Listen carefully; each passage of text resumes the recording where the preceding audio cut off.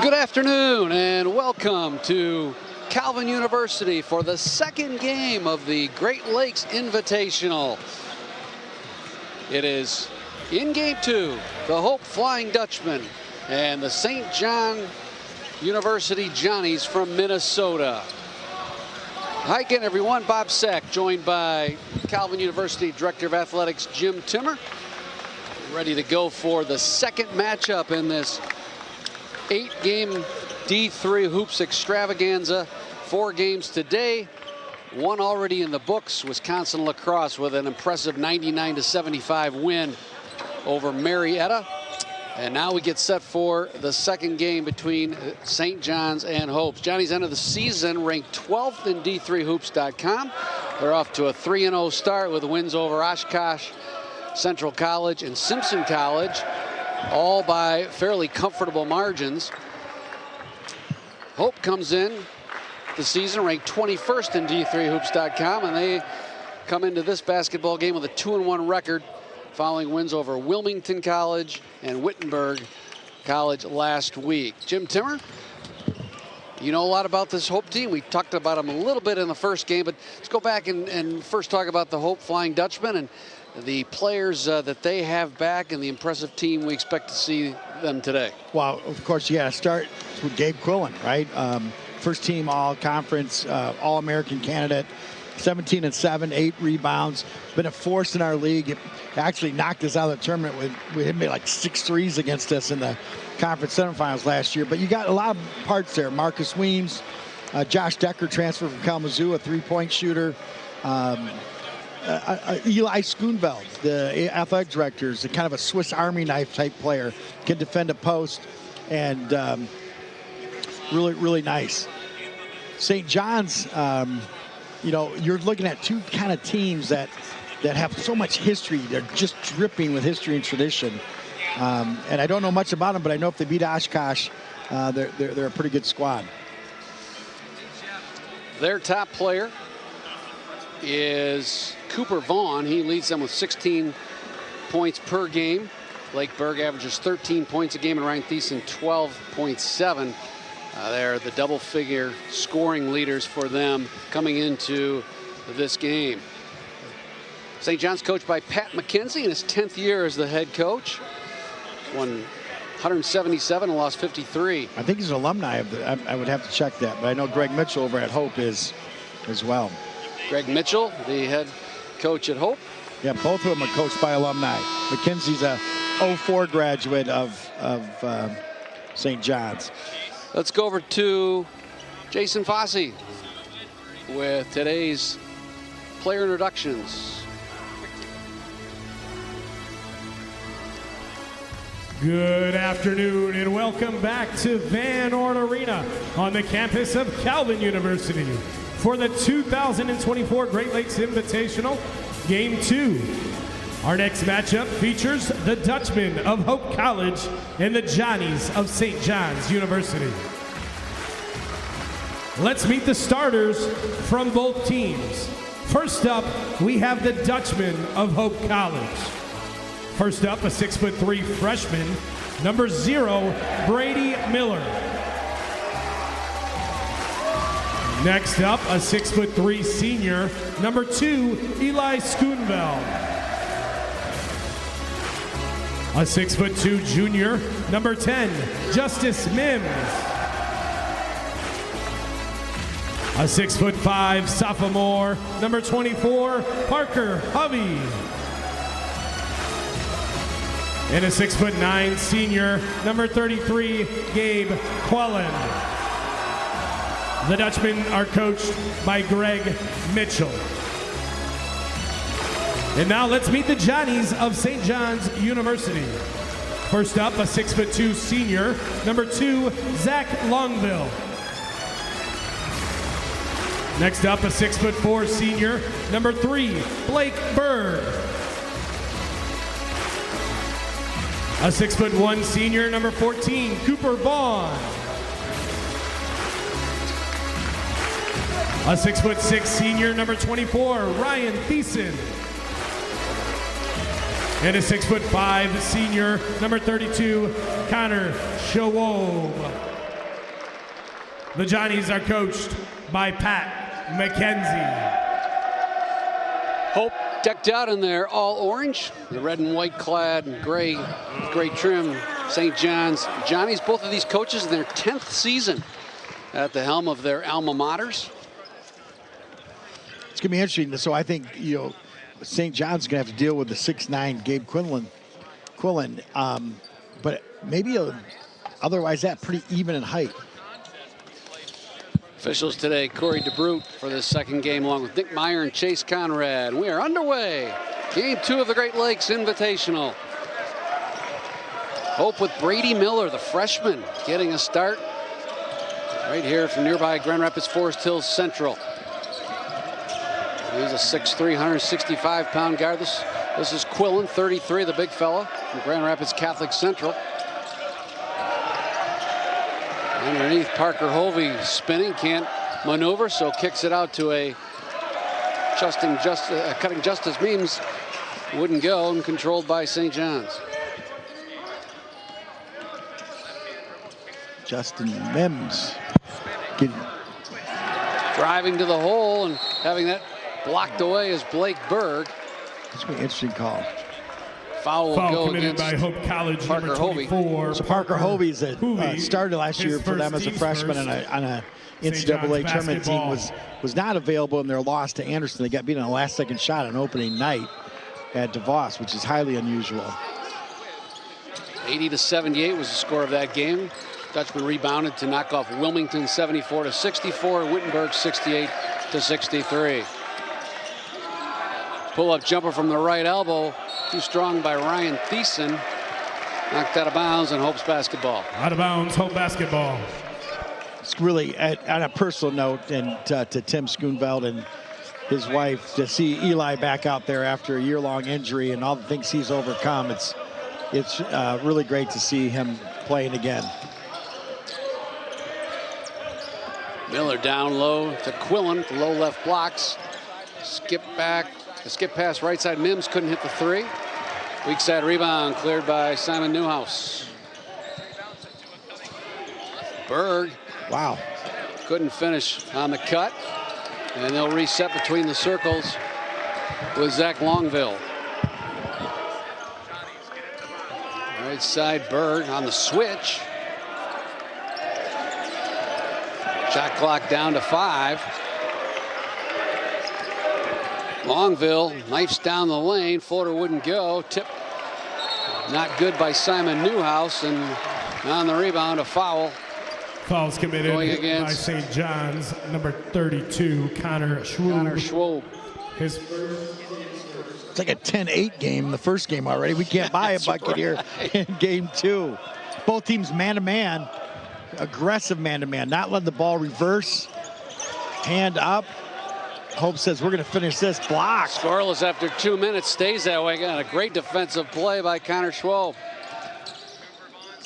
Right side, Blake Berg between the circles. And open in the corner for a 3 ball. And there's our first basket of the game for Zach Longville. 6'2" senior from Eagan, Minnesota. Averaging 6 points a game. Opens the scoring. Right side, Mims. Quillen way outside. He can make that shot, and that's one of the things that makes him dangerous. Hovey at the left elbow. I thought he switched pivot. Sure did too, but he'll score it. Parker Hovey around Ryan Thiessen, and it's 3-2 St. John's as the Dutchmen are on the board. Nearly 3 minutes gone.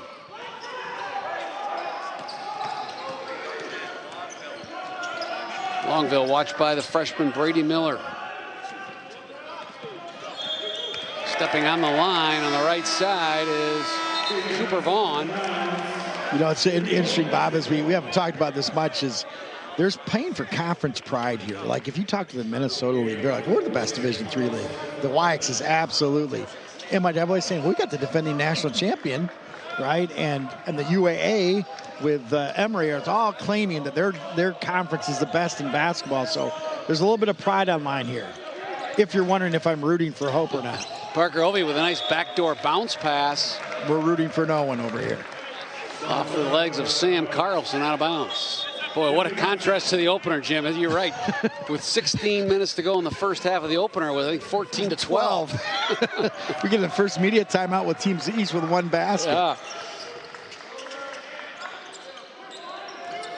Left wing Thiessen dumps it down low for a nice turnaround jump hook by Blake Bird. 6'4" senior, had 21 points in the season opener against Simpson. They post him down low at the left blocks, and he drops it home.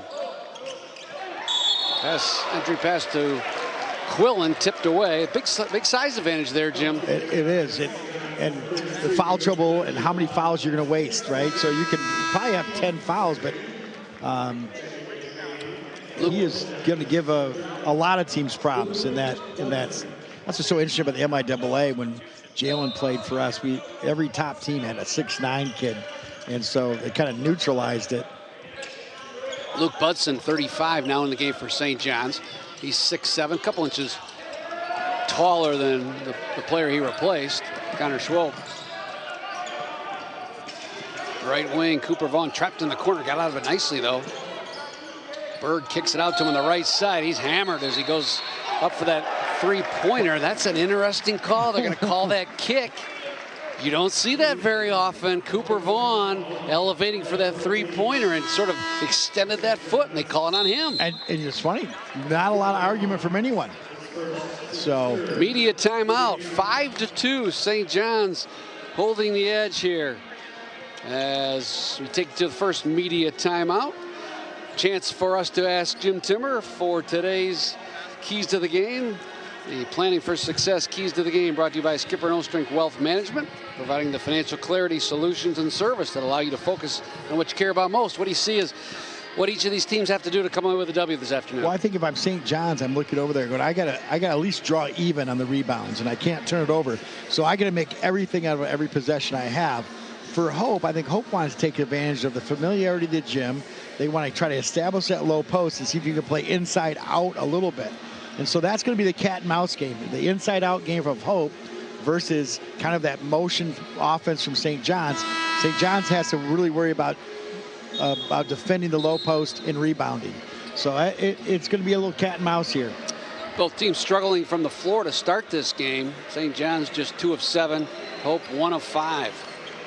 You know, it's interesting, Bob, in between games, talking to a number of the folks. I was reminded Kelvin plays lacrosse at Lacrosse in just a couple of weeks. So that's going to be interesting for our Calvin Knights, as everybody was just wowed by their shooting and their team balance. Yeah, one of those rare games where when that game is played later, both teams will have had a chance to see each other. Exactly. Between the circles, Brady Miller takes the handoff and works the left side. Drops it back to Hovey. Now Quillen going to work underneath. Double pump, and he'll get called for steps. Good defense, standing his ground there was Luke Budson.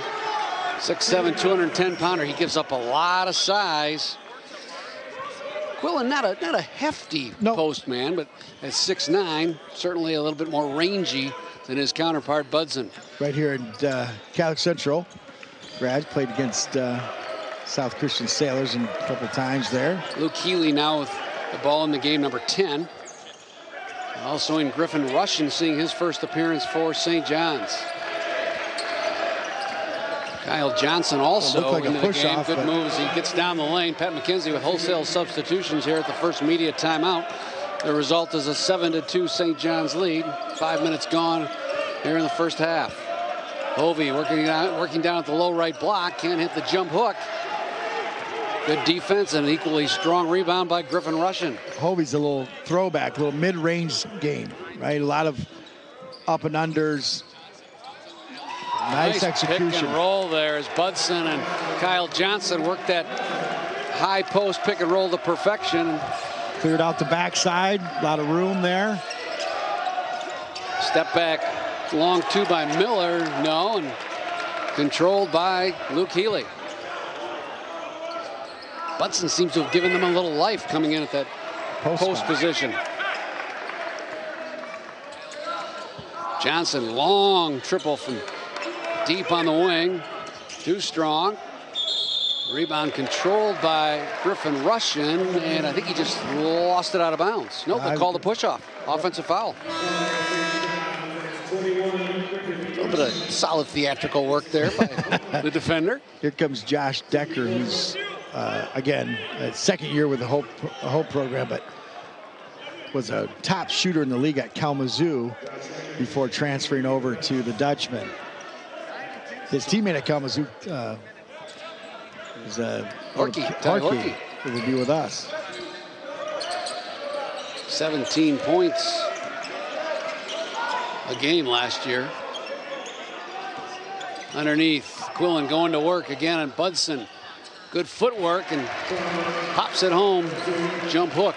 Interesting that breaks the scoring drought. Did not come down in the double team. He's going to see if they can guard him one-on-one with their 10 fouls.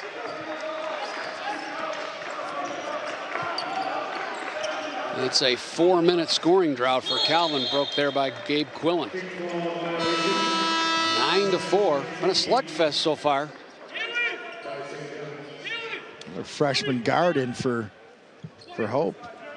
Pat McKenzie, his 10th year, was the bench boss for St. John's, replaced Jim Smith, 51 years head coach. You remember him? I do. 51 years. One of those legends. They had a football coach about that long, too. To the paint and elevating for the 10-footer is Ryan Thiessen, 6'6" senior wing from Rosemount, Minnesota. Nearly 13 points a game scorer for the Johnnies, gives them an 11-4 lead. Into the game is Sam Carlson. He launches the three. That's off the flange. Johnson into the front court. Eyes the triple, now drives it to the lane, has it knocked away and into the hands of Carlson. A 2-on-2, Quillen 3-on-2 if they hurry, and Quillen traveled as he trailed that play and received the pass from Carlson. Yeah, I think sometimes, you know, that's really not, I'm not saying it's not his fault. It's tough to when that big man's coming down there and to give it to him in the tight quarters. I remember my daughter used to say, who's a post player, like, don't give me that now. I'm running. So where do you want it? You want it when let me get established down there. Kyle Johnson wheels it top side to Thiessen. Leaves Griffin rushing for an open backcourt shot. Draws a big smile on his face as he trots back to the defensive end. 14-4, Johnny's on top of the Dutch.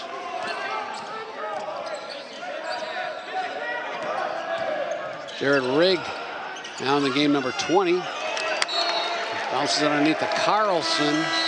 Stepped out of bounds. And right now, Jim Hope's having trouble mustering much offense here. Down 14-4 as we hit the 12-minute mark. Good chance to have you as the fans get to know the tournament host today, Calvin University. I can tell you that enrollment at Calvin University continues to climb for the second straight year. Calvin is experiencing a double-digit percentage uptick in its first-year class.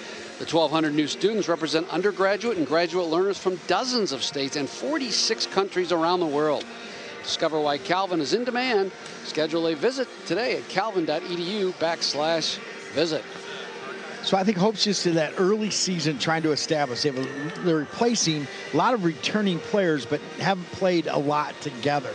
And so I think they're really trying to find that. I look at their box scores, and you know, they usually like to play 80s.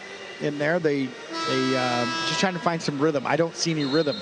On the other hand, I think St. John's did a nice job spreading the floor, and that dribble handoff is one of the things that Hope's probably talking about during timeouts. How are we going to do that dribble handoff? Because I think that's initiating some of the action that that Hope's going to have to figure out. Hope returns just 2 starters off last year's team that went 23-7. 11-3 in the Michigan Intercollegiate Athletic Association. Good for 3rd place behind Calvin and Trine. Up by 10. The Johnnies in possession. Another offensive foul. That's the second push-off on a Johnny's offensive ball handler. Johnny's last year 20-6. First in their conference. 18-2 overall in the conference in regular season. Carter Bishop, number 20, into the game for Hope. Freshman from Holt. He'll work the left side. Scoop shot left it short. Longville on the run for St. John's. Uses the Bud Sid screen, stops at the free throw line. Takes the return pass from Vaughn, and he'll reset. 10 on the clock as Cooper Vaughn scoop shot underneath, got it to go, and got bailed out as well. Drew the foul. Coach McKenzie. Check that, Ryan Thiessen. Yeah, Coach McKenzie wasn't liking what he wanted them to move a little bit more. They got very static, but at the end of the day, it's not how, it's how many. And right now, that's 2 points and a free throw. 16-4 with 11 minutes and some change left here in the first half. Hope now 2 for 10 from the field. Johnnies have improved to 7 of 13, shooting 54%. Hope still looking for their first triple as well. Bishop to Quillen between the circles.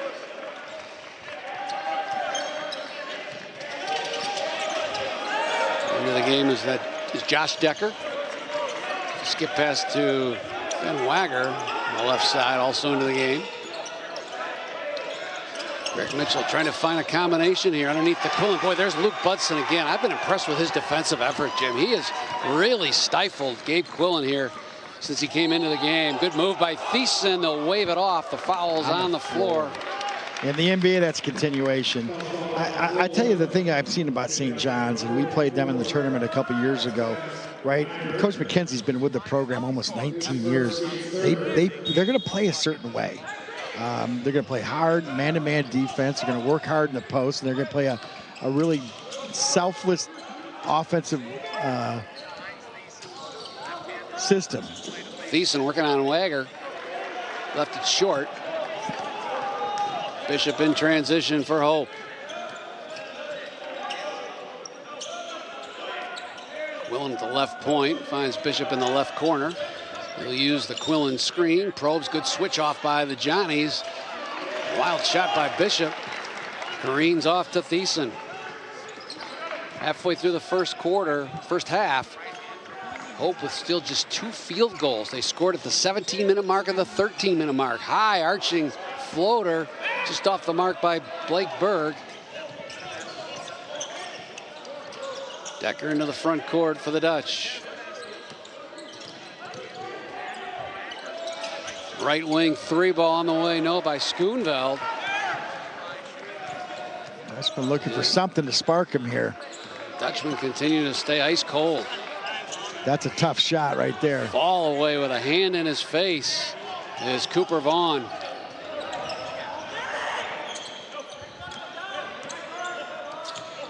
(17-4). Dutch trying to get something going on the offensive side. Bishop curls around, too strong on the floater.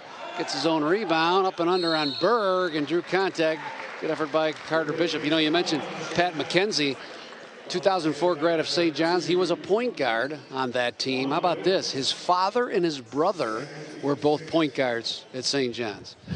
I mean, that's almost Timmer-esque in terms of legacy. That's a lot of McKenzie. They say it's a lot of Timmer at Calvin, but you know, I think when you get in that Division III story, I think schools like St. John's with that legacy and that one thing I always think about St. John's and all the sports you play in, it's like St. John's is loyal to St. John's, and I love that. We like to think that they get their kids back there. Collegeville, Minnesota. What a great. I think they hold the Division III football record with St. Thomas, 35,000 to a Division III football game in the Twins ballpark. And so a lot of great athletic tradition up there. Well, you're right. You look at that roster, and other than a kid from Chicagoland and one from North Dakota, which isn't too far away, every single player on that roster, Jim, is from Minnesota. Bishop hit one of the two. 17-5. Inside of 9 minutes to go in the first half. Luke Healy probing the lane. Leave it to a driving Kyle Johnson, whose turnaround jumper is short. Parker Hovey on the move for the Dutchman.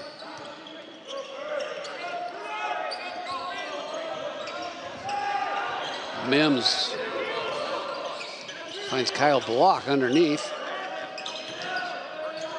Leave it back to Mims, and boy, that's been a stifling Johnny's defense. They're they're cutting off every alley. Tough shot. Ooh. Tough shot by Brady Miller, but he kind of got bailed out on that one too. He'll go to the line. As you're watching two freshman point guards, Brady Miller and Holt, or what's the young man, Carter Bishop, we can't go and say, hey, look at Marcus Werman. I don't know what his status is, but Marcus doesn't look like he's available tonight, but he's a really nice player, a junior from East Lansing. Calvin fans, he's one of those Calvin killers, you know, that you see in the rivalry. He loves this gym. He loves the crowd. And whatever he has, I hope there's a speedy recovery. I see him on the bench in sweats. So some freshmen are going to learn in the battle. Miller split the pair.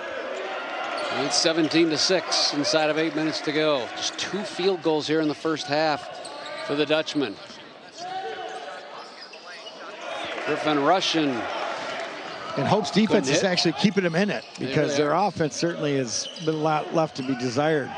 Hovey working the left block. Jump hook, no. Good block out.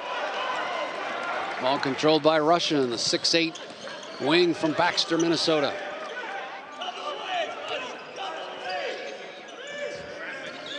Luke Quillen on the bench right now for Hope, the leading scorer with 19 points a game. Again, good defense by Eli Schoonveld. Tell you what, he looks exactly like his dad. Got a little more hair, but looks exactly like his dad. We hit the 8-minute TV timeout, 17-6. Reminder of the Great Lakes Invitational schedule. The first game already in the books. Lacrosse all over Marietta today, 99-75, as the Eagles shot 57%, rolled to a 23-point halftime lead, and never let up the second half. Won it by 24. After this one, John Carroll and Johns Hopkins meet at 5:30, and then the nightcap for today is Emory at Calvin. Tomorrow, come on out and see this great basketball. It all starts at 1 o'clock. Marietta meets Hope. 3 o'clock, Johns Hopkins. We'll see if they can cool down Wisconsin lacrosse. 5:30, John Carroll and Emory get together. And the nightcap tomorrow night, the St. John's team against Calvin. If you're looking for something to do, come and join us. Tonight's afternoon session, that John Carroll, John Hopkins game, I'm really interested. If you haven't seen John Carroll play, they play like their hair's on fire. And you just have to be able to withstand that energy. I always think of the Nolan Richardson Arkansas teams, and John Hopkins is a really classy, smooth team. So that goes. And then Calvin trying to get off the schneid against a very good team out of Atlanta, Emory University. That GLI schedule brought to you by NAI Wasinski of West Michigan, West Michigan's largest independently owned commercial real estate firm. 7 minutes to go as Ryan Thiessen airmails a baseline jumper. Be Hope's basketball. And I back to your point, Hope's defense is what has kept them somewhat in striking distance, because they have made it tough the last 3 or 4 minutes for St. John's to get good looks. Again, such a contrast to the first game, which was so free-flowing and, frankly, a lot of open looks for both teams. That has not been the case in game 2. A little whiplash for the viewer at home. Kyle Block working the low blocks. Good block by Budson again. 6'7" lanky center has been really effective on the defensive end. With that headband, he's old school.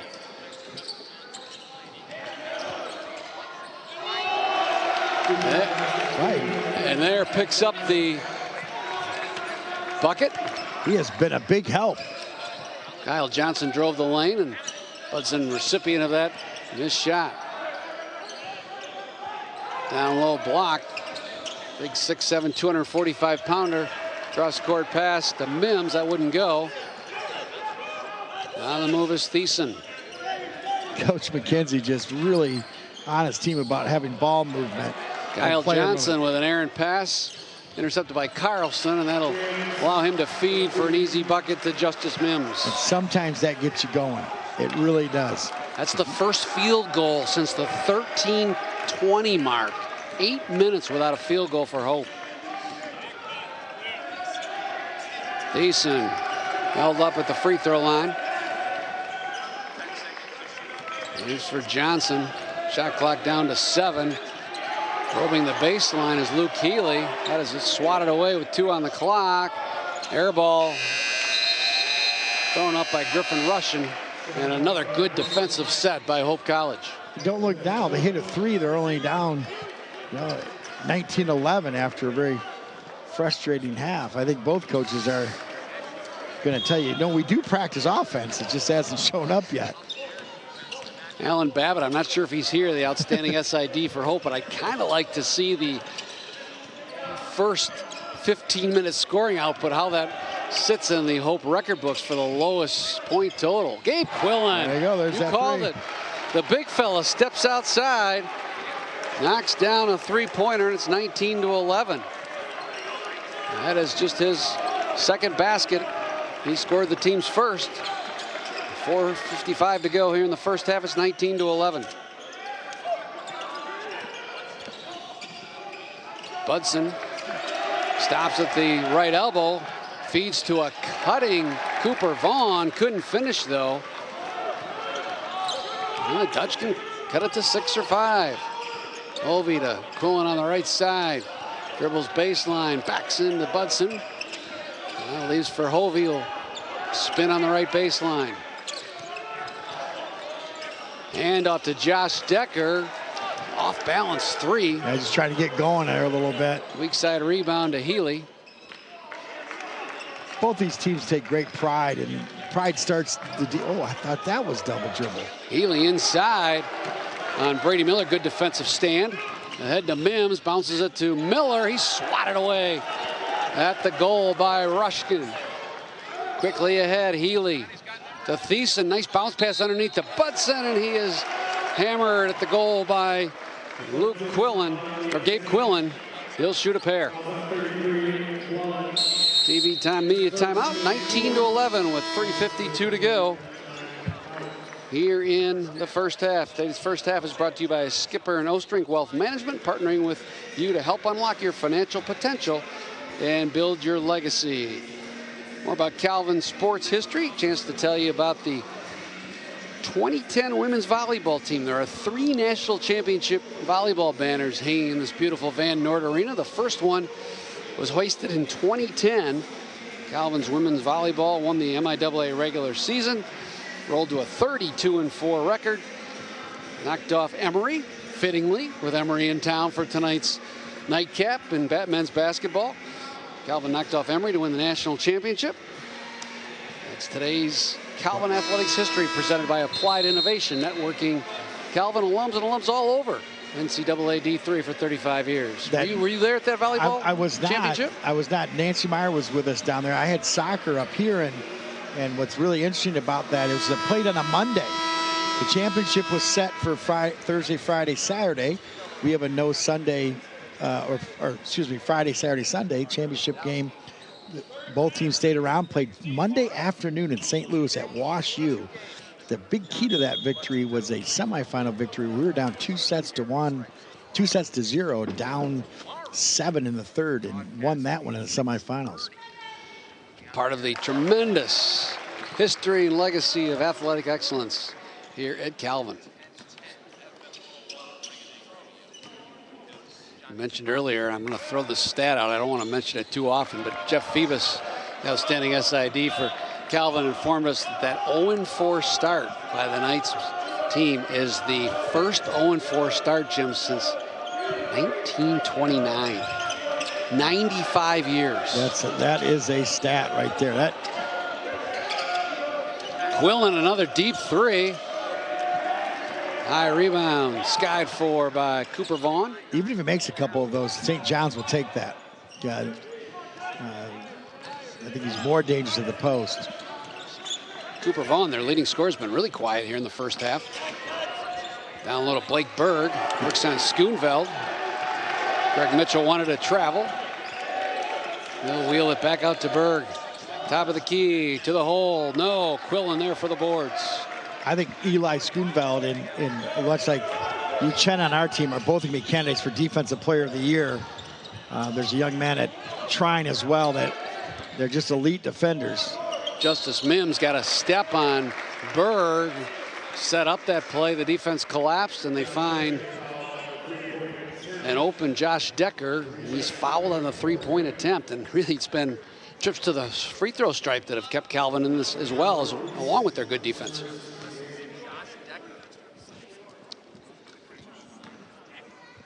Decker, a senior from suburban Cleveland, averaging 16 points a game.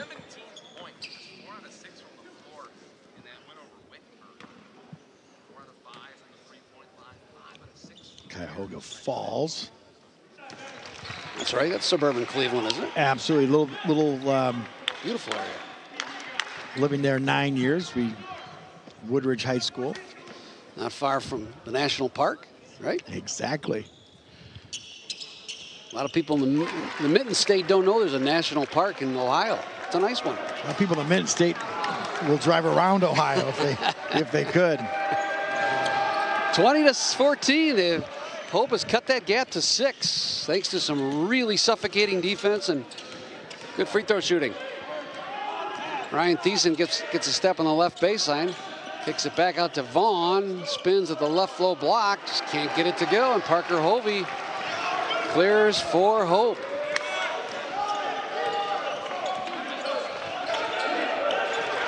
Go high-low. Quillen gets behind. Budson lays it in, and it's a 4-point game. Mentioned Cooper Vaughn. He's their leading scorer at 16 points a game. He is scoreless here in the first half. Remember when it was 17-6, we talked about Hope's just hanging in there with their defense. Give them a lot of credit. We're going to get a return favor over here. Yep, nice pump fake by Zach Longville. Drew Mims up in the air and then leaned into him and drew the foul. Of course, Connor Schwob, the 6'5" center, picked up his second foul with Jim early, and that's why Budson's been in here so often. He's done a really noble job here throughout the first half. You know, it's interesting. We will talk about video replay, which is coming to Division III. There's one where you say, was that a 3 for sure? They would probably check that. Now, it's going to be used sporadically throughout Division III, conference by conference. It will be used in the national tournament. We will use it in the MIAA only in the conference tournament. So a few years behind with technology and stuff, Division III, but I don't like how it slows the game down, but you like to get it right. 2 out of 3 for Zach Longville. He checks out. Luke Healy comes in. St. John's really not a big team. Start 6'5" center. Budson now in there at 6'7" as a backup post player. He's tasked with fronting Quillen. Hovey down the right side of the lane will retreat back out to Quillen. Yep, but they're just trying to go high-low. And the 2 ways you defend that, you get right in that passer's face and push that. They have forced Quillen outside, and most of his field goal attempts have been beyond the arc. On the rebound, a foul. Undercut him. On Thiessen. That'll send Hovey to the line. Double bonus now for Hope. They have clawed their way back in, but boy, you said it earlier, about 10 minutes ago of game time, it's the defense that has preserved their connection in this score.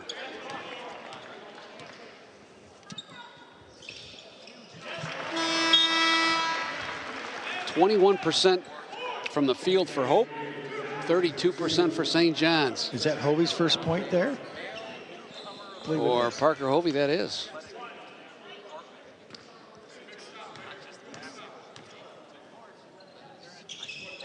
Got them both, and the lead is 4.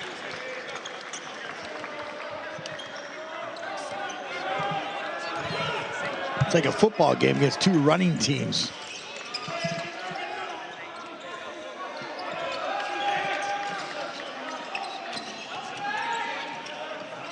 Trying to use that screen and roll and flare there.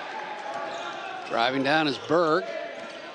Thiessen, he gets a step on Hovey. Pump fake, no. Quillen there for another board. Quillen with his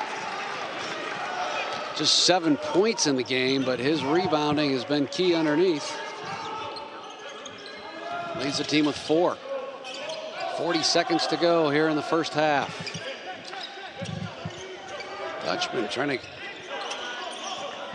cut that gap to a possession. Nice backdoor cut and a good layup off that feed. Sam Carlson, 22-20, and Pat McKenzie will use his timeout to set up a strategy here. So was it 17-6 was the largest lead? 13? Was that 13? That would be 11. 18 to 8, yes. 19-8 was also the score. Yeah, and we talked about being a three-pointer, and on a 12-3 run here.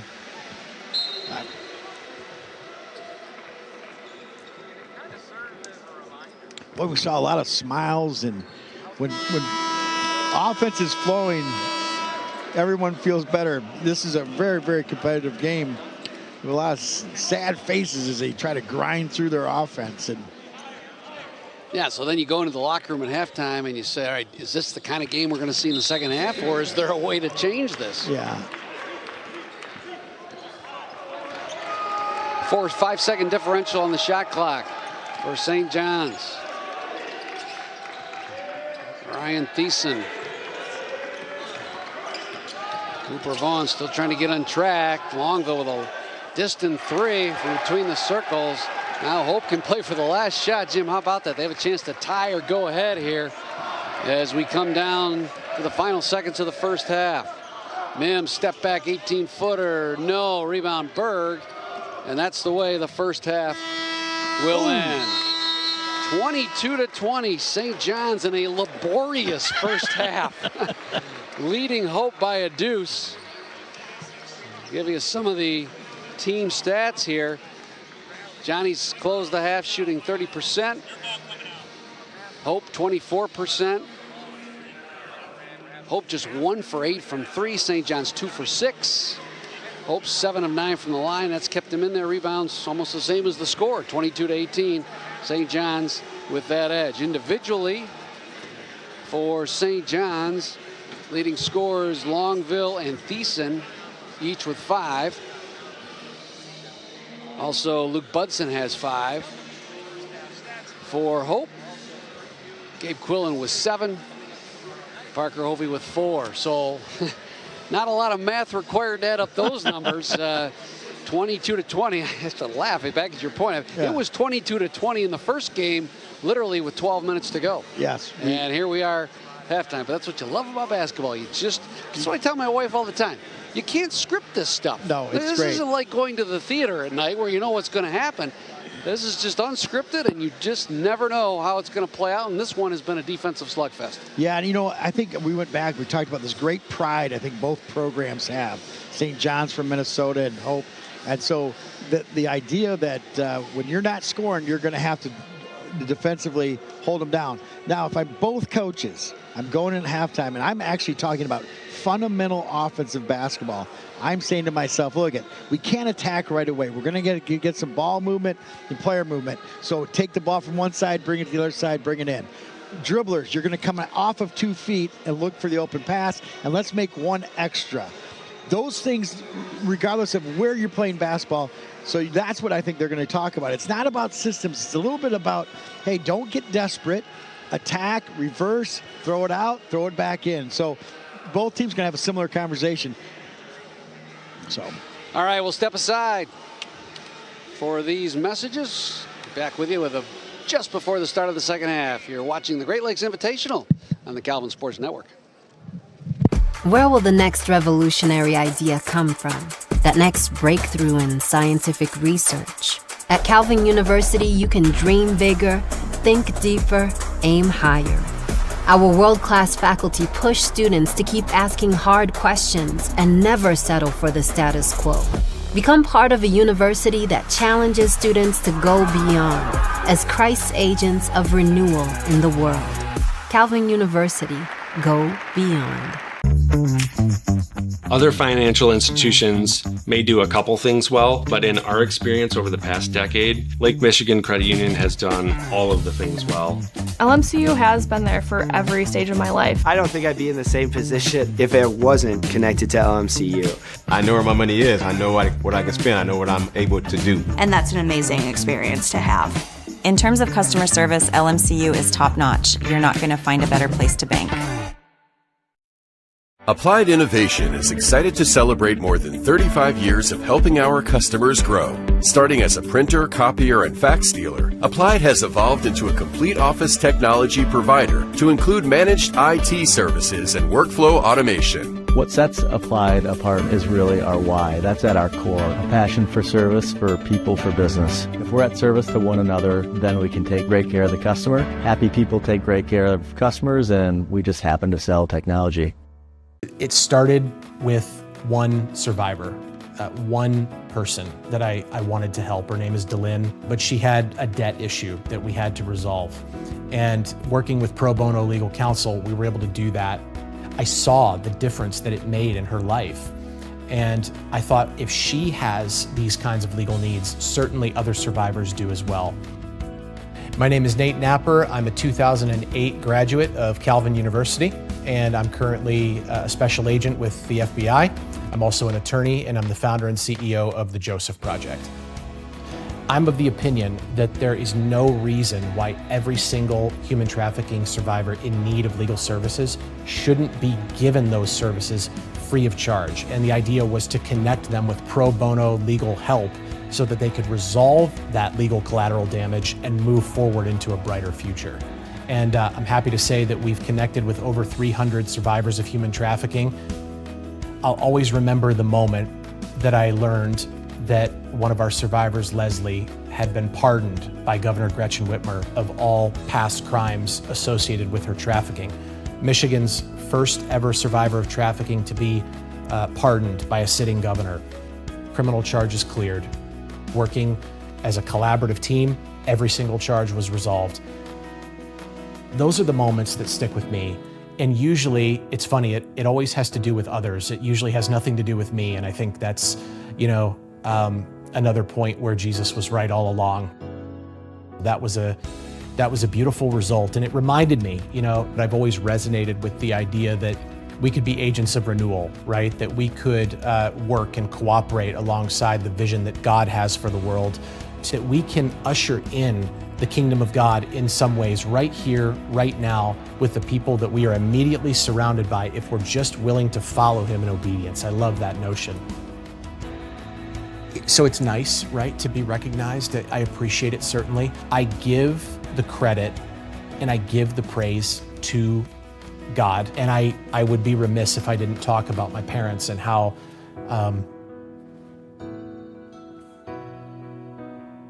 I would say the deep level of sacrifice that they made. It's a lot. I just appreciate the fact that they lay some of their own dreams down to make sure that I could live mine. You're willing to submit to his path in obedience, dream the dreams that he would have you enact for the world. I think that you'll go places that you would never imagine going. Today's broadcast is sponsored by Capital and Risk Management Services. Since 1987, Capital and Risk Management Services has supported Knight Nation's financial and risk management needs with strategic solutions for a secure tomorrow. Reach out to Russ Fausing today at 312-458-4523. The best part of grad school would be the connections that you make, not only with your cohort, but with the professors as well. I felt very supported, and I don't feel alone in the program. I just really feel like each individual in the program gets a relationship with the professors in a different way that's meaningful to them and is more geared to them. I'm a grad student at Calvin University. Yay! Okay. This year has definitely changed my world. I'm making an impact here. It feels good to know every day that I'm growing in my abilities that I love, which is film, and I'm also growing as a believer in faith. I'm really thankful that I was able to do work in my field during school, at school, and that has given me the confidence to move forward with doing my own independent work and getting to put my foot in that door before I even graduate. I don't think I would have found elsewhere. At Calvin, our faith in God and pursuit of excellence drives us. Our new soccer stadium reflects that commitment, offering a premier space for our student athletes to compete on and off the field. Whether you're an athlete, a summer camper, or a spectator, join our community of Knights at Calvin University.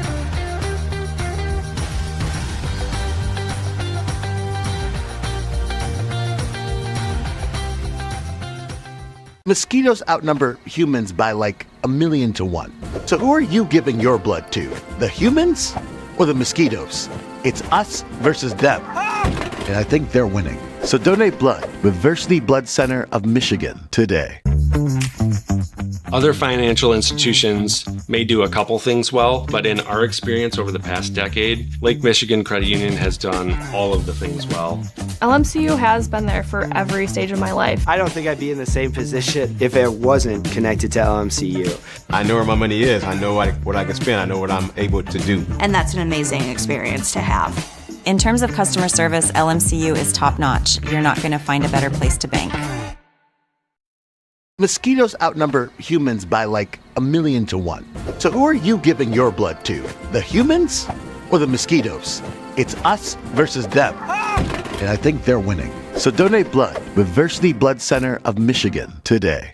Today's broadcast is sponsored by Capital and Risk Management Services. Since 1987, Capital and Risk Management Services has supported Knight Nation's financial and risk management needs with strategic solutions for a secure tomorrow. Reach out to Russ Fausing today at 312-458-4523.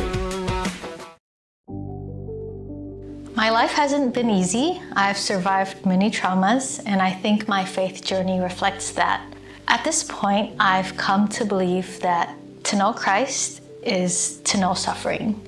It was in my deepest, darkest moments of my life that I think I was able to glimpse a little bit of God. What drives my passion and commitment to making music as accessible to as many people as possible in Indonesia is a very personal experience which unfolded throughout the time that I was at Calvin. During the 4 years that I was there, I was struggling with an eating disorder. I was stuck in this cycle that I couldn't get out of, and I hated how I looked. I hated my body. Now, in my junior and senior year, I started to become more focused in my piano studies, thanks to the urgings of my piano professor at that time, Professor Haisuk Kim. I was practicing maybe 4 to 6 hours a day. It was very intense. I realized that being in such an intensive, immersive musical experience made me happy, and it gave me more confidence in myself and in my voice. I felt that my mental health and well-being was healing, and it was daily getting stronger. Because of that very personal experience, I know that music can change lives. The most personally rewarding venture for me is starting the first professional symphony orchestra in the city of Bandung. The first person I contacted was Robert Nordling, who was my conducting professor at Calvin College, and I wanted to see if he was willing to be involved in this crazy initiative. He responded with like capital letters, yes, exclamation, exclamation, exclamation. And since then, he's been an amazingly solid partner. In many ways, the Bandung Philharmonic was a unique contribution to musical opportunities in Indonesia, because from day one, it was conceived with an international standard musical and artistic experience in mind. I'm currently a community manager at House of Piano Jakarta, which is the exclusive dealer of Steinway & Sons in Indonesia. So this strategic position widens my circle of impact, and I am now creating programs that affect so many young pianists all throughout the country. Redeeming every square inch for me now means creating great music programs on a strategic level that impacts many people, whether they are young musicians, young pianists, adult musicians, teachers, or even people in the audience. As we know, this happens one person, one heart, and one precious moment at a time. Applied Innovation is excited to celebrate more than 35 years of helping our customers grow. Starting as a printer, copier, and fax dealer, Applied has evolved into a complete office technology provider to include managed IT services and workflow automation. We create an environment here at Applied that is such a wonderful one that when one of our employees gets in front of you, it just permeates from them how much they enjoy their work. And when somebody really enjoys their work, the service delivery that you get is going to be an amazing experience. This is the Gainey Track and Field Complex. There are innovative features that set Calvin's facilities apart from other universities. First, the space joins a small number of dedicated track and field facilities in NCAA Division III. This means that we don't share with football, lacrosse, soccer, any other team.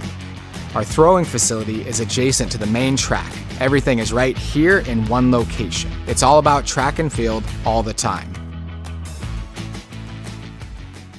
I love the NABE Scholarship Program because I just love how personal these scholarships are for the alumni and for the students. Being a student who grew up in foster care and then getting a scholarship for students who were in foster care and being able to connect with that donor and see the love and the passion that they have for me and being able to resonate with me and what I've gone through. God opened doors that I didn't even know were there. I'm at Calvin and my legacy is starting here. Welcome back to Calvin University on this Friday afternoon for the second half of the second game of the Great Lakes Invitational. 22-20 St. John's edging Hope. And Jim, I got to tell you, I stand corrected. Earlier I was describing the jerseys of St. John's and I errantly referred to the powder blue as gray. It's more of a steel blue trim. So for those Johnny's fans watching and you're saying, why did he say our colors are red and gray? We don't like red and gray here in Michigan, so I don't want to assign it to anybody elsewhere that doesn't deserve it. That's steel, we'll call it powder blue and red. At any rate, on to more important things. First half, just a bit of a slugfest, really, between these two. If you had to pick one team that you think's got the most offensive potential in the second half, who is it? Well, I got to go with Hope because of the kind of that one X factor gave Quillen, and I think they're coming with a little momentum. Now, it will be interesting to see as we integrate a full starting group back in and some coaching adjustments at halftime. Blake Berg gets to the rack, drew the foul off that pick and roll with Connor Schwob, the starting center, who sat quickly in that first half with a rapid 2 fouls. I would wondered if they would ever play him and Budson? Budson. Yeah. Because I think that would give Hope a little bit of trouble. Hope definitely with a size advantage up front. Parker Hovey, number 24, is 6'4". And, you know, sometimes this is a little nuanced, I think. And to have your offense in front of your own bench helps. Not all the time, but when you're struggling, be able to communicate with your team offensively. Both teams have that advantage, obviously. Your defense is away from you.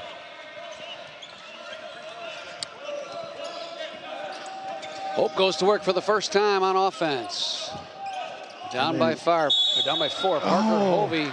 Good entry pass. It is, and I've been there as a parent of a post player. He has played about 3 minutes and has 3 fouls. You let him ride? Got to. Let him get into the flow a little bit here. Yeah, you might. It's hard because I don't know if you could switch him off on anybody, right? You might be able to say. Nice backdoor cut by Mims, and Hovey led him perfectly. You were right about Schwob, just 4 minutes in that first half. So he's averaging almost a foul a minute here. And he you don't even break a sweat. It's frustrating. Berg penetrating, kicks out to Thiessen. He was active in that first half. Ryan Longville gets a step on Miller, dumps it to Schwob, his first shot, and then swats the rebound over to Longville. Probes the lane. They kick it out to Cooper Vaughn. He still is scoreless. Cooper Vaughn, averaging 16 points a game, has not scored yet for the Johnnies. With 3 fouls, he's going to have to go straight up. And indeed, Schwob does. Quillen rolls it off on that baby hook. And the Johnnies go back to work on offense. They kick it left side to Berg. He'll work on Mims and now leave it for Vaughn. Eli Schoonveld's done a really good job defensively in the first half. Kind of that Berg got weave. Quillen up in the air on the pump fake, drew the foul. Gabe Quillen. In the first game, we talked a lot about if a team could get 3 defensive stops, they might be able to pull away. That was early. Here, you're like, if you could get 3 possessions in a row where you score, you might be able to get out. Some type of momentum. Yeah. I don't think we've seen 3 possessions in a row with a score today. So Coach McKenzie made the decision. He's going to. Luke Budson inserted back into the game, the 6'7" senior post for Connor Schwab. Coach McKenzie asking the official, what was that third foul? He said he kind of grabbed him, kind of like defensive pass interference, kind of pulled him away. Berg got them both, and it's a 4-point lead.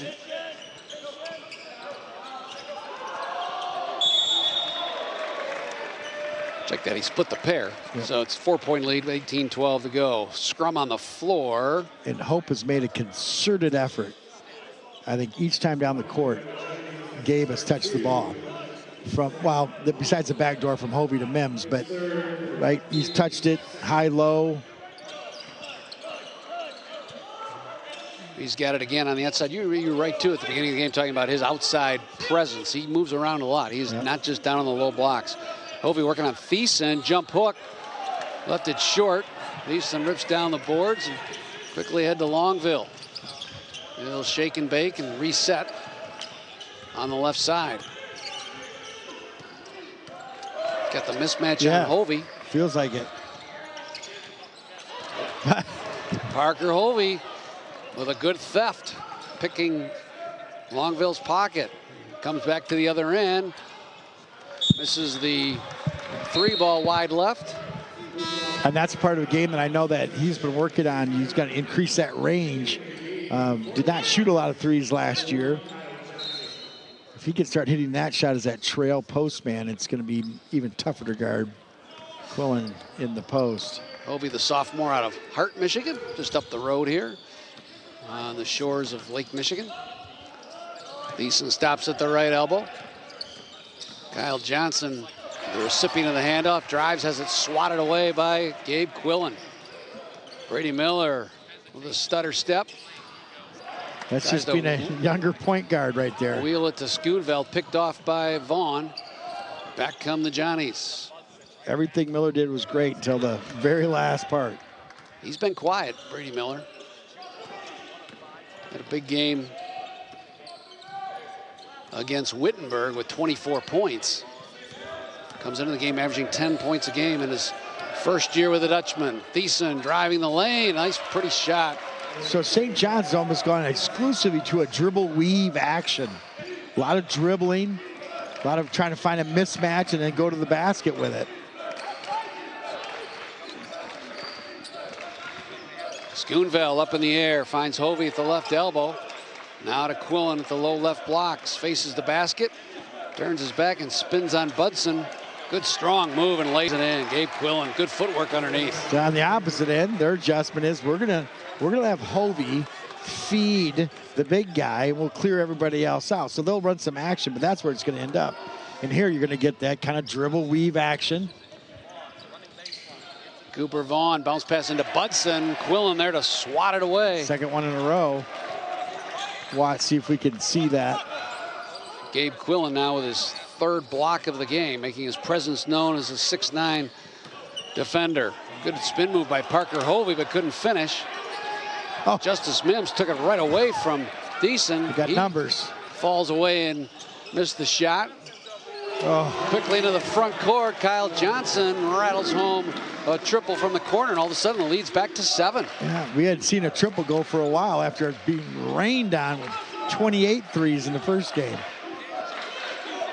Underneath, Gabe Quillen. Watched by Budson. Backs in on him, takes it out to Hovey. Yep, they're not going to double. They're going to clear out a side for him. The double's going to have to come from the weak side. Hovey with a Three-pointer, no. Really good defense by Budson. He knew that Quillen wanted to go to his right shoulder, and Budson just kept walling him off. Yep. And forced him to kick it out the other way. Up by 7. So St. Thomas is trying to get their dribble into the paint and then make a play. There's Thiessen with a... Couldn't hit it, but it was right there for the tip. Credit Budson again for keeping that play alive. And the recipient was Thiessen, and it's a 9-point lead. Well, where did that come from, right? I mean... Hope again struggling to score like they did at the beginning of the first half. And Greg Mitchell wants a full timeout. The first media timeout, he called a 30. It'll go to a full for the media. Fans deck the halls with trays of chicken. Chick-fil-A catering trays. Spread the merry for any family gathering, office party, or special event. From signature Chick-fil-A nugget trays, boxed original chicken sandwich meals, or trays of special blend mac and cheese, Chick-fil-A is the perfect way to bring people together. Order through the Chick-fil-A app and receive rewards for any catering order. And if you're here in Grand Rapids at Calvin University, be sure to stop down at the Chick-fil-A just a mile south of Calvin's campus. D3 Datacast is hosted and written by Zach and Matt Snyder. Snyder brothers are grads of Calvin University and avid followers of D3 basketball. Their show takes a lighthearted approach to D3 basketball and typically involves data and discussions on efficiency ratings, rankings, tournament selections, and computer predictions of big games. Check it out at d3datacast.com. I bet those are two guys you would have never guessed when they graduated they'd be doing what they're doing now. Yeah, I don't think that platform even existed, and it's been great. Now, we do give them a little, sometimes the computer says Calvin's going to lose, and they go with the computer, and we remind them, we send them some Calvin gear and say, hey, remember. But you'll see them on Selection Sunday. They'll be on the selection show for... It's awesome the way they've taken D3 basketball. Pat Coleman on the D3 football side. Here's a steal by Luke Healy. He'll set it back up. So Griffin Russian got away with a shuffle there at the low right block. And back out to Kyle Johnson, working on Brady Miller, spins on him and banks it in. So they just really simplified things at St. John's. Just we're going to try to dribble you into the paint, make a play, and hopes right back to the low post. Johnny's equaled their biggest lead of the game, 11. They actually, they're digging a little bit now. Berg double teaming on Quillen. They kick it back out to Sam Carlson. That shot is wide left, out of bounds. And right now, boy, you know, there's always that conversation about the last 4 minutes of the first half, the first 4 of the second half, middle 8. Hope owned the last 4 of the first half, but St. John's has come out here the second half playing really good defense, held the Dutchman to just 4 points in the second half. Yeah. Another media timeout here. You know, Coach Mitchell knew the next one was coming, but felt like he had to call one, and now we have kind of back-to-back. 5 of the 8 schools in this 2-day event are nationally ranked. All 8, of course, have extensive NCAA tournament experience in their program history. John Carroll, we'll see them at 5:30. They have the highest-ranked preseason team coming in at number 3, and you like their point guard. Yeah, he's a really good player. Transfer. Uchenna did a great job on him in the Elite 8 game down at John Carroll last year. Excuse me, the Sweet 16 game down at John Carroll when they were ranked number 2.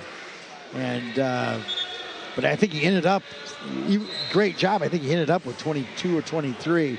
They're going to come at you with high energy. Luke Ciccone. Guy that we'll see at 5:30. Bob Sack alongside Jim Timmer, the Director of Athletics here at Calvin University, and the one responsible, along with Bill Saul, for putting this wonderful 2-day event on, the epicenter of D3 basketball on this November weekend. Pretty cool event when you think about all the D1, as you said earlier, the D1 games you see on television during Feast Week. Oh, here's a beautiful backdoor. Luke Healy finds a cutting Blake Berg, and he slams it home. The 6'4" senior guard. I know the coaches take on that one. Great pride in the play after a timeout. St. John's executed to perfection there. Brady Miller caught no man's land again on that drive. Stolen away, Healy ahead to Budson. He lays it in, and it's a 15-point Johnny's lead with 13:15 to go here in the second half. So, Jim, you mentioned off the air at halftime, too, a little bit about the fact that Marcus Warman, the fine point guard for Hope, is not playing today. He normally is number 12 in orange. Yeah. We don't see him on the floor. And that could have something to do with Hope struggling to get things going on the offensive end as well. Absolutely. And, you know, they're playing 2 freshman point guard, and now they're not. Now they're playing Justice Mims in that spot. But, yes, it does hurt your flow. And I don't know his situation. But again, wish him a speedy recovery. 15-point lead for St. Johnny's. It's the Johnnies with 13 minutes to go. Mims in the lane, pivots and banks it off the glass over Thiessen. That breaks the drought right there. That's just their second field goal of the second half. Very reminiscent of the first half with regard to Hope's offense and their struggles. So they're just trying to get to the paint with their dribble. Right side, Griffin Russian. Back doors to Healy, and they gun it around between the rings to Kyle Johnson. He's been good off the bench. At 21 in the opener against Simpson, has played well here today. Berg with a deep 3, no, but there's Luke Budson on the follow, and he's hammered by Ben Wagger on the putback, and that'll send Luke Budson to the line. Luke Budson averages just 15 minutes a game. Jim, he got that in the first half this afternoon, and now Connor Schwob will return to the lineup, replacing Budson. Budson averages just 3 points a game. And he's also made it really tough on Hope interior, on his interior defenses, hung in there with his group. Yeah, the stat sheet won't show much. That is his 7th point, but just 1 rebound. But I've been impressed with his defense. I think that's where he's been really effective, neutralizing big Gabe Quillen. Hits the first, can't hit the second. Rebound out of bounds. It'll be Hope's basketball. Budson will sit down to the congratulations of Pat McKenzie, 10th year head coach. Interesting, too, we talked at the outset of this day about the contrasts of the teams. Some returning many players, others returning few rotational players. St. John's returns 7 of 8 rotational players.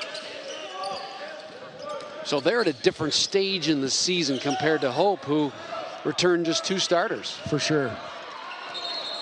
Kyle Block couldn't get it to go. And you know, sometimes that experience helps you when you have a difficult first half. They know what the coach is talking about. They know the adjustments the coach wants to do. They've been around. Another media.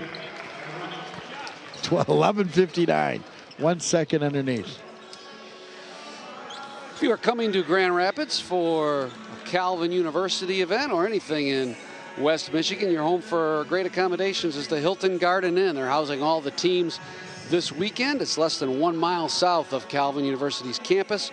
Make sure while you're there to check all the big games on the big screens at Big E's Sports Grill, located in 4 spots around state of Michigan, 1 in Detroit, 1 in Holland, a couple in Grand Rapids. That's Big E's Sports Grill and the Hilton Garden Inn. Today's second half is brought to you by Skipper and Ostrink Wealth Management, providing personal financial strategies tailored to your goals and lifestyles. Speaking of Skipper and Ostrink Wealth Management, one of the owners, Jim Skipper's got a son getting married today. And that, you happen to know that guy, the head baseball coach. Head baseball coach Calvin. Joel is down in the great state of Florida. I kidded him. I said, you'll be back at work on Monday, right? And he's going to take a little honeymoon and use Thanksgiving, and then he'll be back grinding away. He's one of our game administrators for basketball, so you usually see him around here. His dad retired from refereeing. You think he had a discussion with his fiance as the bucket is poured through by Parker Hovey? You think he had a discussion with his fiance about not getting married in the baseball season? I think he did. Hopefully she didn't want a spring wedding. Yeah. 40-28. Johnny's on top. They'll swing it right side to Griffin Russian. No, weak side rebound to Justice Mims, and he's on the move for the Dutchman. Hovey, right elbow, finds block underneath. Couldn't get it to go. Mims is there for the rebound. That wouldn't fall, but the tip is good by Simon Newhouse, the sophomore from East Grand Rapids. Comes in off the bench. Another whistle, and I'm not sure why that. Shot clock. Shot clock. Okay. Got to be at 27. Budson right back in for Connor Schwab. Hey, he didn't pick up a foul in his 2 minutes. That's a good, good sign. But maybe Pat McKenzie's really pleased with the way Budson is. And I also think that with Quillen back in, Budson clearly has been the answer to neutralizing Gabe Quillen. Thiessen stops at the free throw line.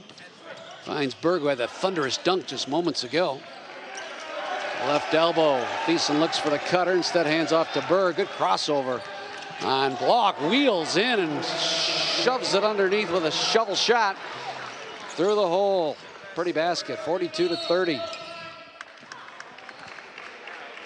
The third team foul coming up on Luke Budson. That is just his second. You know, they have a stat now, and coaches keep track. They always had the stat, but fouls drawn. I mean, it's a big stat, right? So Quillen's 5 to 7 fouls he draws a game. That's another effectiveness. Turnover there. Nice play by Blake Berg to step in front of that entry pass. On the move. Johnny's can't hit off the three ball from Thiessen. Hovey eyes the three from the right wing, leaves it for Mims, and they'll reset. Right back into the post. No Newhouse. double coming. To Quillen, boy, he loves to go to that right shoulder, doesn't he? And he gets there this time, up fake, and then on the second pump, floats it through. Hard to tell a defender. He's going to come back to his right. Like, yeah, but coach, he faked. I know he faked. Quillen now with 9 to lead the Dutch. Lead back 10. Three ball rattles off from Kyle Johnson. Mims with a step back 18-footer. That's errant, but Parker Hovey with another rebound and shuffled his feet as he prepared to launch the putback. Shooting percentages improved a little bit, but the Dutchman's still struggling, 29%. Johnny's at 35. Hope just 1 of 11 from 3. I can't remember the one. Was that first half? Quillen's. Gabe Quillen sure, stepped out on the left point. To make it 19-11. 10-point lead. Longville with a floater over Quillen. Short. Hovey in transition. Backs in on Healy. Leaves it for Newhouse. He goes up and under. No, but drew the contact. Boy, that's where all that defender had to do was go straight up, Jim, and I don't think he would have had a problem. No, he's leaned forward, step forward, and Hope is, besides the 5 spot, they are bigger at every spot when you look out there. And they had a couple offensive rebounds.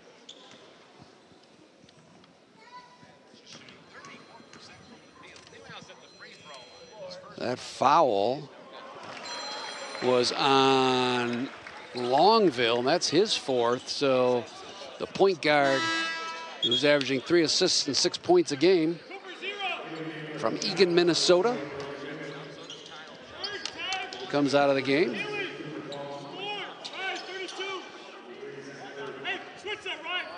One of the reserve players for St. John's is Henry Cheddar. Has a big brother named Will, who is a senior at the University of Michigan on Coach Dusty May's inaugural team. Love that kid, just a terrific team player, stuck through the transition in Ann Arbor, and I'm sure has taught his little brother Henry quite a bit as he enters his freshman season here at St. John's. They haven't gotten him going, their leading scorer. Cooper Vaughn? Cooper Vaughn. He still is scoreless.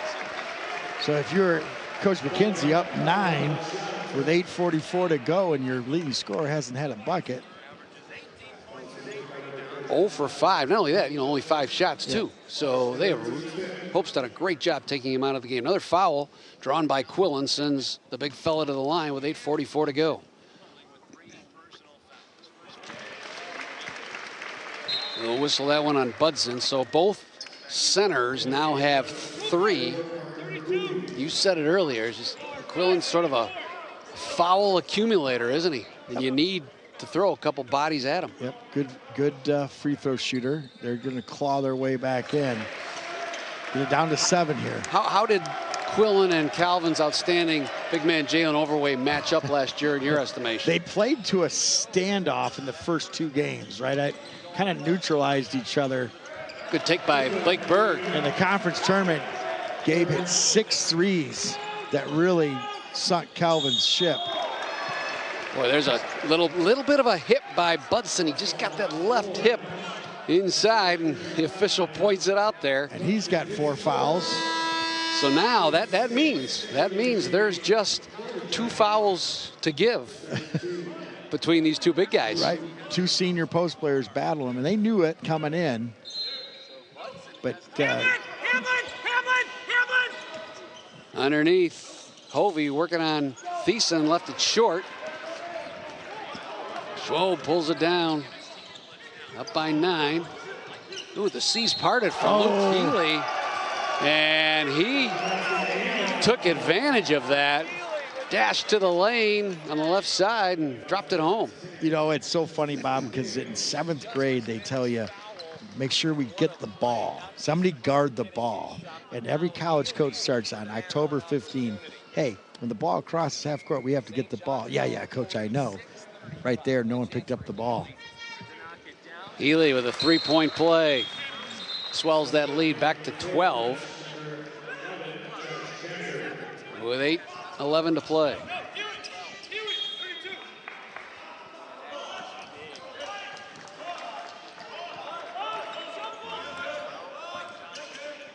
Justice Mims triggers the offense. Quillen found Newhouse wide open on the weak side. Newhouse couldn't hit the layup.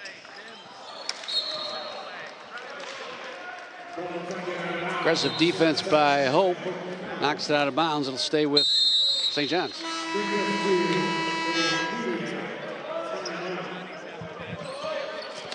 Media timeout, a 12-point lead for St. John's.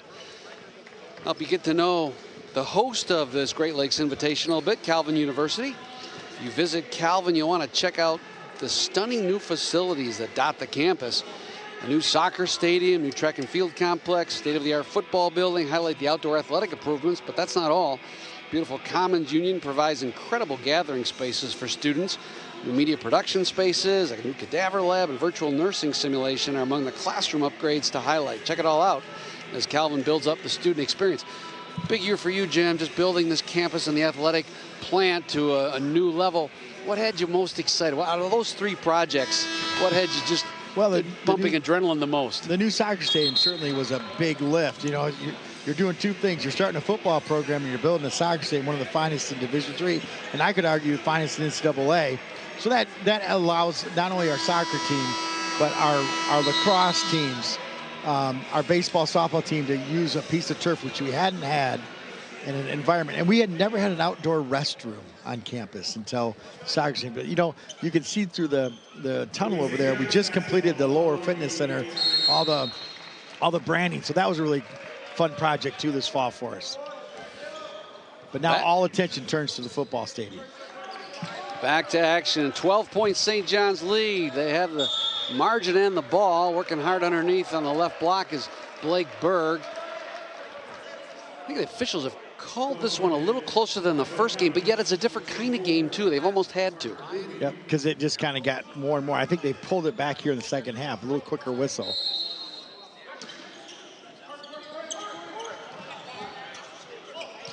Healy triggers it in. Berg, they clear out for him on the right side with that mismatch against Quillen. I think they're trying to go backdoor on. Thiessen will drive on Newhouse, stop and pop from 10, rolls off. Thiessen's had a lot of opportunities right in front of that basket. Just 4 for 11 for Thiessen. Comes in averaging 12.5 points a game. Left corner 3, missed by Do you start Josh Decker. Counting possessions here a little bit? You can take some time off. Healy's done a really nice job getting to the rack today. Luke Healy, most of the time he's dumped it off, has just 3 points, now 5 with that field goal, but he's broken down that defense a few times. Newhouse. All 5 Hope on 4 on one side. Gabe going to work again. Working that right shoulder. Gets walled off by Schwab, so kicks it out to Newhouse, who misfires on a 3 ball. Yep. So there's Coach McKenzie kind of slowing him down a little bit. So in his mind, is he doing the math? Is that what is happening here? I think it's more of a feel. When you're a coach, you're like, hey, look, we can do what we do, but we don't need to do it in the first. Ooh, Healy again to the paint. Drew the foul from Mims. Luke Healy, not a big guy, just 5'10". Got that linebacker build though, 5'10", 185. Whatever program you're in, Division III, that strength and conditioning coach, which almost all the top programs have now, I think he's done a nice job. And again, a bunch of returning senior players who have matured. We commented that a lot during football season. It holds true in basketball too, Yeah, they're experienced, they're conditioned, but also many times they play like there's no tomorrow. Yep. Because there isn't. Yeah. It is their swan song in competitive athletics. Nice steal by Connor Schwab, stepped in front of that entry pass. That's happened a few times as well. So now it's 16-point margin for the Johnnies. Long, deep 3. He's been scoreless the whole game, but Cooper Vaughn to put him up 19 makes his scoring debut with a bang, a 23-footer to make it a 19-point game. Ovi working, banging in on Thiessen. Quillen will try from top side. Well, he's got an interesting shot, Jim, but there's very little rotation. Yep. It is almost like a knuckleball. And he's a really streaky three-point shooter. We talk at Calvin a lot of times. Boy, if he makes his first one, look out. He's going to look for another one. And they've limited his opportunities. They're going to catch St. John's for a boxing out foul, which coaches don't get too upset about. If you're boxing out, you're gonna. It's kind of like every once in a while you're going to get called for holding, and you're glad they made contact. Simon Newhouse. Can't hit the first. Hope's got 15 points. Very similar first half. Really is. They had 8 with 5 minutes to go in the first half. They've done a little better here in the third stanza, the third quarter of the game, with 15 points through 15 minutes. Tried the back door there, and that's why it's tough to pass off the dribble sometimes. Gave Miller back in, or Brady Miller back in. As Miller scored for Hope after having 24 against Wittenberg. Miller has 1 free throw. That's it. Wild 3 by Decker. Battle for the loose ball on the boards, and the foul will go on Thiessen. You let me be the Calvin athletic director just a second here. I'm seeing Hope score 35 here, and they're going to come in here because they always do in that rivalry game, and every shot they take seems like it goes in, and that's just the way it goes in a rivalry game. I see them play, and I'm like, man, they don't like our gym, but they've been very successful here. Well, think about 2. Every time they come in here, this place is packed and rabid. You wonder how much of that's a difference. They're walking into Van Noord Arena, which they have a certain psyche, and all of a sudden, because it's a Friday afternoon in November, there's about 1,000 people here. And that's a different setting than the usual Hope Calvin controlled chaos. Yeah. Thiessen working the right side. Flips it out to Berg. 18-point lead. Let's see if Pat McKenzie has his Johnnies take some air out of the ball. Nice back door again to Healy. He finds Schwab. I really like Luke Healy. I tell you what, he has just been a floor general out there. Here's another steal. Cooper Vaughn strips it away, and the 20-point lead is starting to look a little insurmountable, Jim. Yeah. As we approach the 4-minute mark. He's got 2 timeouts and a media left, and St. John's isn't turning it over. Now watch, they'll turn it over just like Thiessen working on Hovey. That's been a good battle all afternoon. A couple of 24s, both about 6'5". And they both frustrated each other, because I think if you both asked them, they're good players from 8 to 10 feet shooting. And they haven't made a lot, and they've kind of played to a standstill. Well, I'll tell you what, it's looking more and more like St. John's is going to win. I can't wait to talk to Pat McKenzie after the game and just ask him about his defensive scheme. What did he see in the scouting for this game, and how did his players execute what has been just a masterful defensive performance? I'd also like to talk to him. What did he talk about? We saw him go to more spread and more dribble penetration in the second half, get a foot in the lane and just play a little more free than they did in the first half. Because, you know, they only had 22 at half, right? And they've done a much better job offensively. So, yeah. Really definite trends that carried out through this game. Deep three from Zach Hawes now into the game. Again, senior from Haslett. These teams have games tomorrow, so then you start wondering, are they playing that game on a 22-point game with 3 minutes to go? It's the beauty of basketball. Boy, in football, you take it on the chin and you got a week to stew about it. Basketball, you can make up for it the next day. Wide open 3 for Griffin Russian. No. 2 wide open. Yanked down by Kyle Block. I think we've seen the last of Hovey and Quillen. Hawes to the hole. Drew some body. He'll go to the line with 3:19 to go. Here's your media.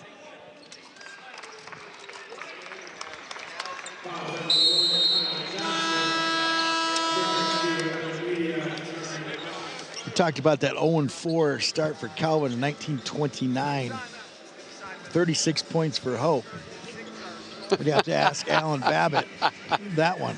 That's right. If we're going to send Phoebus to the archives to figure out the disparaging news about Calvin's start to their season, we need to do the same thing with Alan Babbitt. If he's not here, hopefully he's watching. He can text you. Yes. Alan does a great job as the sports information director for Hope. So many good ones in the MIAA. Make our job much fun. Don't forget, coming up after the break after this game, we'll get to see one of really the top-ranked team in this field. John Carroll University from Ohio.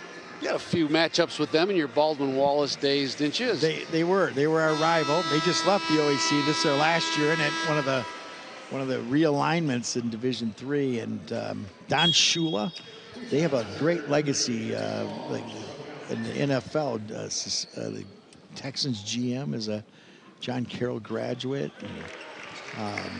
They had a lot of ties to the New England Patriots through the Don Shula. So they play in Don Shula Stadium. But really good football, really good basketball. So for those who may be watching, this is the first year that the host school, Calvin University's had football, which brings me to the question, Jim, out of all of the D3 schools, what's the percentage that have football? And what is the percentage who do not? I think it's over 60. I think there's 400 D3, 400, and I think there's 300 football teams. So about 75%. 240. 240 is actually the number. Yeah, there we so go. A little bit less. Into the game for Hope as both teams starting to empty their bench. Brent Boltzma, sophomore from Wayland, Michigan. Johnny's emptying their bench as well.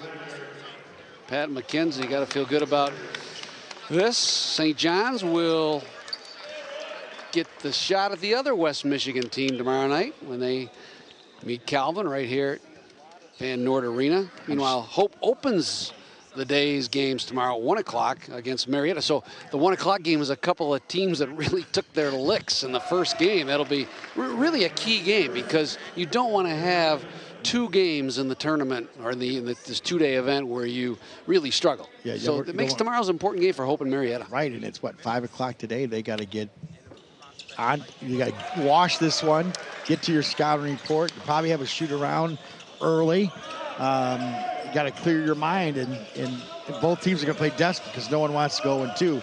St. John's is the opponent for Calvin tomorrow night. Good take by Zach Haas. I'm sure when St. John's saw, like, I got to go to West Michigan, play at Hope and Calvin. But I don't. St. John's is one of those schools that anytime, anywhere type program. And we'll connect with Ryan Whitnable throughout this weekend, I'm sure. But where's the locations for next year's? Has that been announced yet? Oh, that's the big. That's the big. The reveal. That's the reveal this week. So you get 363 days to put it together if you're the host school. Yeah.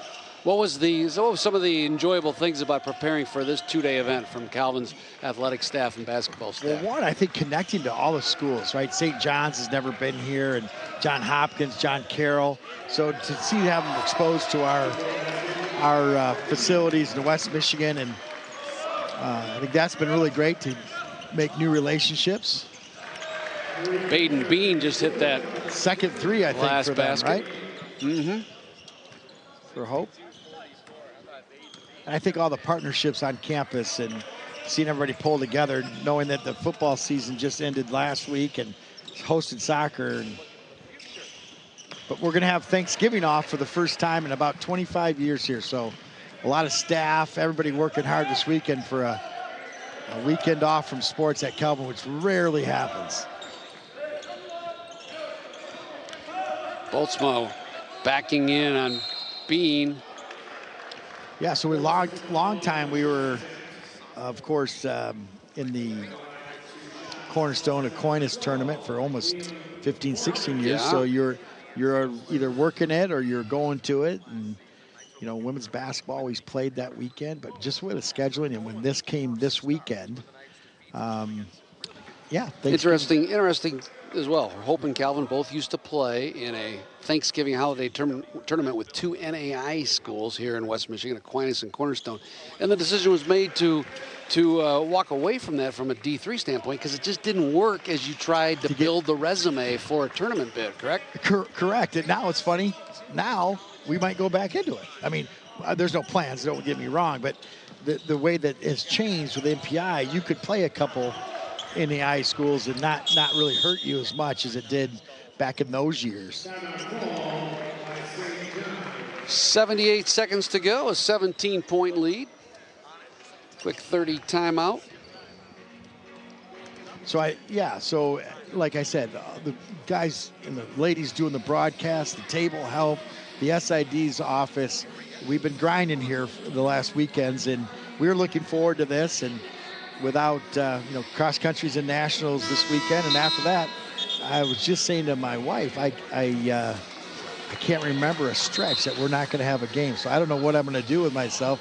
Probably help clean up, do the dishes after the Thanksgiving, and hunker down for the Lions. And I think that's an open-ended opportunity for Mrs. Timmer to come up with a few items on the to-do list. Yeah, that's for sure. I will find a game to go to, though. I'll find something. I'm one of those. Well, here in Michigan, we have the state high school football championships on Thanksgiving weekend. Always well represented by cities across the state. 3-ball missed by Liam Farniak. With a minute to go, 17-point margin. St. John's ready to cruise to their win. A left wing 3 by Carter Bishop is good. St. John's will move to 4-0. Hope will fall to 2-2. You look at Hope's starting lineup in all 3 games too, Jim, it was a different lineup. So there's part of me that's thinking, okay, Greg Mitchell's searching right now early in the season for that rotation.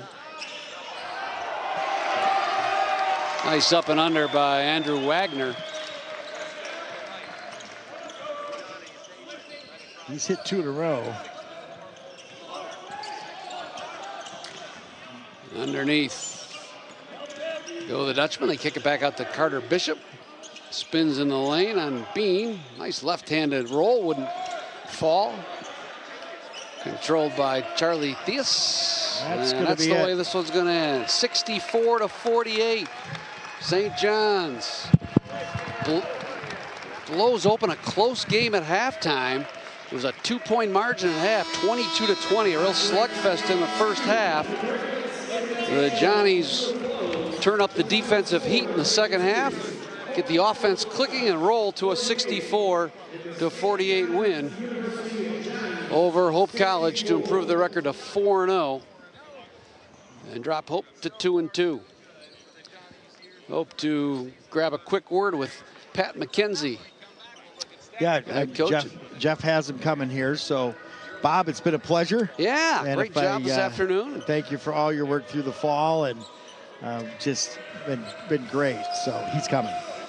He's going to take chance. And thank you for your help on this event. I know you're going to be off tomorrow, but 4 games today.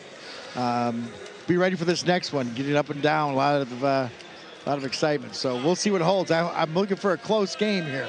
Well, great job on this event too, Jim. And as always, fun to call with you here this afternoon. So we wait for Pat McKenzie making his way through the handshake line. We'll get him for a quick word.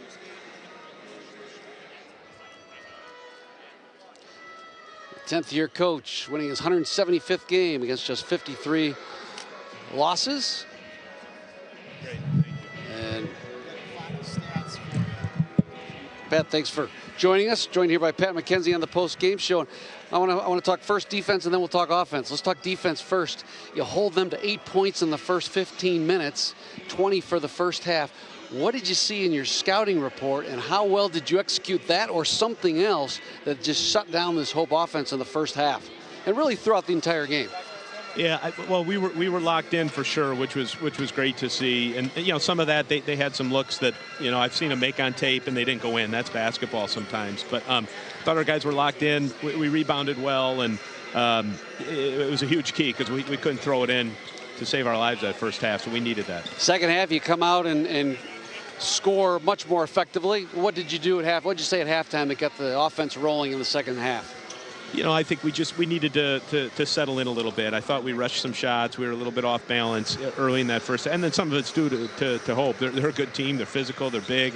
I thought their size gave us some issues early on, and then fortunately I think we settled in and were able to find where the openings were and then take advantage of it. All right, Pat, hope you enjoy your weekend in Grand Rapids. Great to have you here as part of the... Thank you so much. This is gorgeous. So St. John's University and the Johnnies, and great to have you. Congratulations on the win. Enjoy it with your team. Yeah, appreciate it. Thank you.